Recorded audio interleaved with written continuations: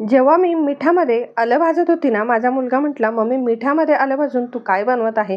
तर त्याला म्हटले, "तू पण बघ." तर इथे मी आलं छोट्या-छोट्या तुकड्यांमध्ये कट करून मिठामध्ये छान 5-7 मिनिटं डाग पडेपर्यंत भाजून घेतलं. त्यानंतर गार पाण्यामध्ये हे आलं काढून घ्यायचं, स्वच्छ धुवून याची साल काढून घ्यायची. त्यानंतर तुकड्यांमध्ये कट करून हे आलं आपल्याला मिक्सरमधनं वाटून घ्यायची. अगदी बारीक अशी पेस्ट वाटायची आहे. एका कढईमध्ये तूप घालायचं. त्यामध्ये ही वाटलेली पेस्ट घालायची, छान परतून घ्यायची. जितकी पेस्ट होते तितकंच गूळ घालायचा आहे. गूळ छान व्यवस्थित मिक्स करायचा. गूळ विरघळला की यामध्ये थोडंसं मीठ, हळद आणि वेलची जायफळची पूड घालायची आहे. हे सगळं छान मिक्स करायचे. तोपर्यंत हे मिक्स करायचे जोपर्यंत हे मिश्रण कढईला सोडत नाही. कढईला सोडायला लागलं की एका प्लेटमध्ये काढायचं. 5-10 मिनिटं गार करून हाताला तूप लावून एक छोटी गोळी घ्यायची. हातावरती अशी गोल फिरवायची आणि पिठी साखरेमध्ये अशी घोळून घ्यायची. सगळ्या ह्या गोळ्या अशाच बनवून घ्यायच्या आहेत.